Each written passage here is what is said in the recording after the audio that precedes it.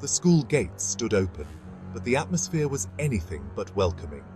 Keshav and Saurabh could feel the tension in the air, a stark contrast to the usual joyous energy of a school.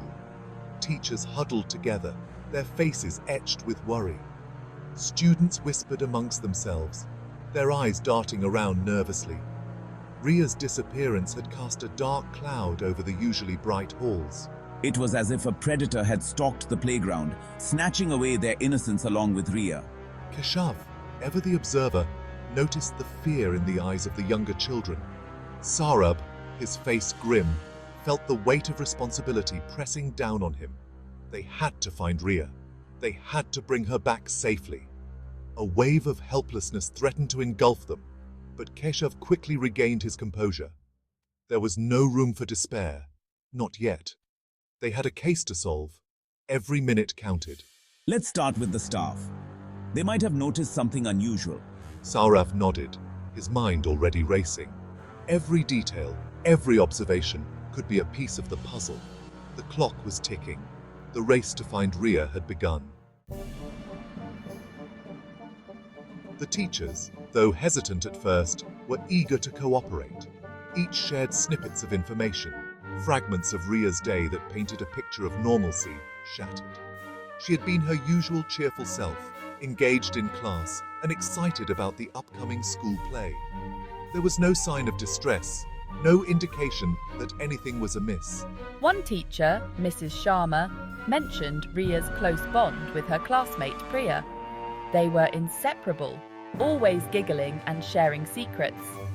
Priya, however, was inconsolable, unable to provide any helpful information through her tears.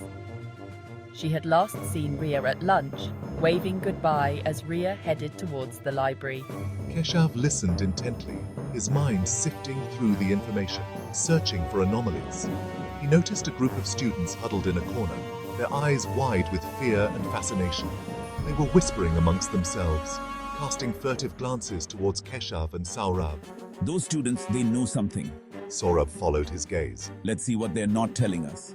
The hunt for clues continued, each whisper, each observation, potentially leading them closer to Ria.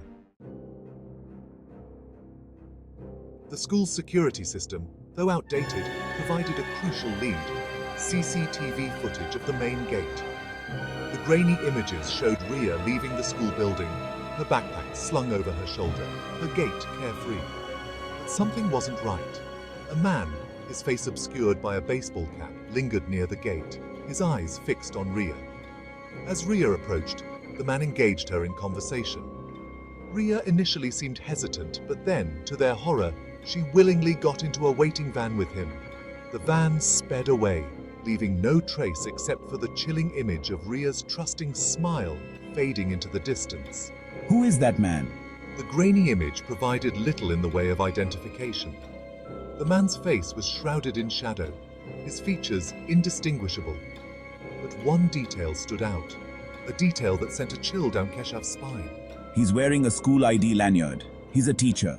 The realization hung heavy in the air, casting a dark shadow of suspicion over the entire staff. The predator, it seemed, was hiding in plain sight. The teachers, shocked and horrified by the footage, struggled to comprehend the possibility of one of their own being involved. Their initial shock quickly gave way to a torrent of whispers, hushed conversations revealing unsettling details about the man in the CCTV footage. Mr. Mehta, the school's English teacher, became the focal point of their suspicions. Mr. Mehta, known for his aloof demeanour and unconventional teaching methods, had always been an enigma. He preferred solitary walks during breaks, often engaging in intense phone calls while pacing the secluded areas of the school grounds. He always seemed a bit off, Mrs. Sharma confessed, her voice trembling. But we never suspected anything like this. Students too shared their unease about Mr. Mehta. He had a habit of singling out certain students, showering them with attention and praise, while ignoring others completely. Ria, they revealed, had been one of his favorites. He always gave her special attention, a student whispered, her eyes wide with fear. The pieces of the puzzle were starting to fall into place. revealing a disturbing pattern of behavior.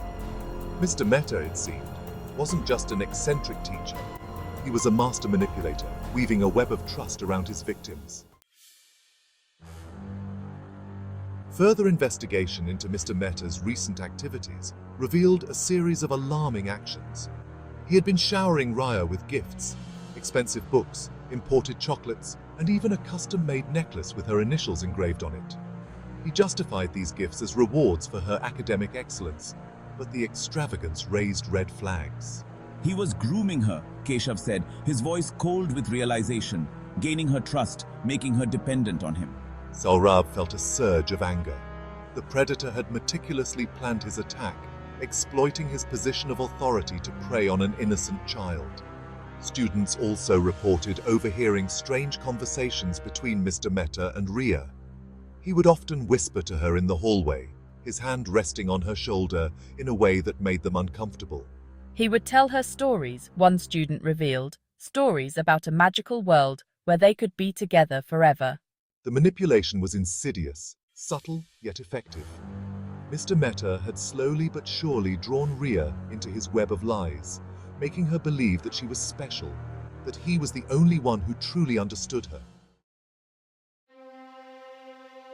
As Keshav and Saurabh delved deeper into Mr. Mehta's past, a chilling discovery sent shivers down their spines.